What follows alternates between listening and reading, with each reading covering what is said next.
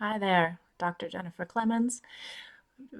Making my way through questions patients and friends are asking. Wanted to try and address this one as best I could about wearing a mask out in public, how often, when, and where. Giving information to the best of my knowledge as of today, April 7th, 2020. It might change, but I'm feeling pretty confident enough to try to educate publicly about this at the moment. Interestingly, just before recording, went and looked on the World Health Organization. They are still saying only wear a mask if you're sick.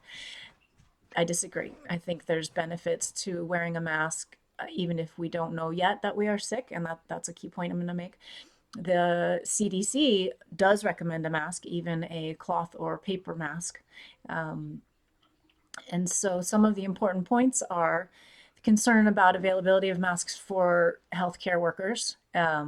This is especially relevant. I have a brother and sister who are both in the hospitals, and I'm trying to do what I can to get them masks, and aware of their colleagues being asked to reuse masks, which is a health risk. We definitely need our people on the front lines to be protected.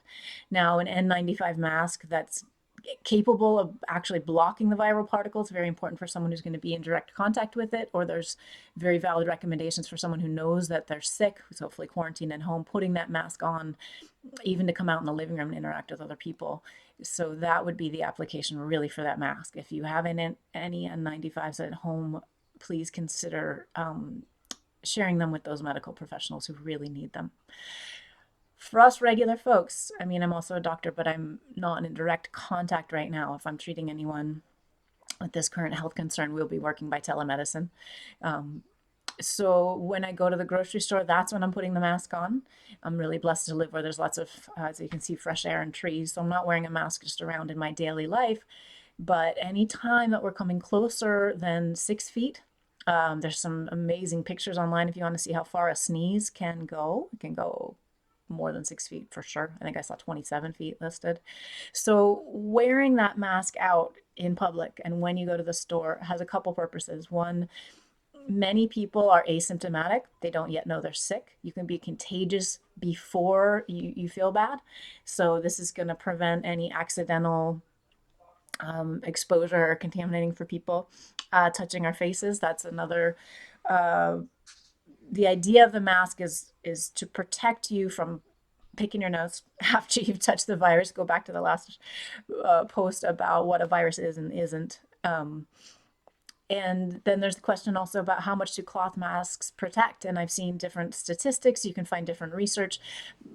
I will include all of this in my next newsletter. If you're interested in the newsletter, go to the webpage, luckdragonmedicine.com. You can sign up for the newsletter there. You can also follow me on Instagram, Dr. Jen Clemens, Clemons. One day I'll get fancy. I'll have a little thing at the end of my YouTube that'll direct you there. I'll try to do that in the next couple of days. So I'll put all the research and links that I found in there. Yes, in a hospital setting, a cloth mask is not going to be as protective, but something is better than nothing. I saw one statistic that said 44%. But for people at home, people out and about, when we look at the countries that are doing a good job flattening the curve, and this is another great article I'll link. Dr. Julia Getzelman in San Francisco wrote a wonderful, succinct article about this. The countries who are flattening the curve more rapidly are providing masks and encouraging masks out in public. She quoted, I really like this in the Czech Republic, the phrase and propaganda is, my mask protects you, your mask protects me. So there is that element of unknown, and we're wearing a mask to protect against, that unknown. If we're going to cough or sneeze, it will contain or slow that down. I think there's also an important public social message in wearing the mask. I'm making a gesture. Grocery store person who's still working in the face of this, who's dealing with hundreds of people a day. I'm making a gesture to try to protect you and acknowledge. Um, I think these are all really important things for us to consider. There's tutorials on how to make a mask at home. There's no-sew masks. You can wear a bandana.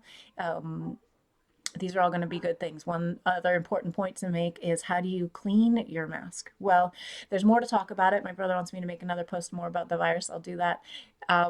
It's this one's particularly vulnerable to soap and water. Warm soapy water. Don't set it on fire, but you can heat it in the oven, the mask, to clean it. But just coming home, if you have a paper filter in between the cloth layers, that is better protection.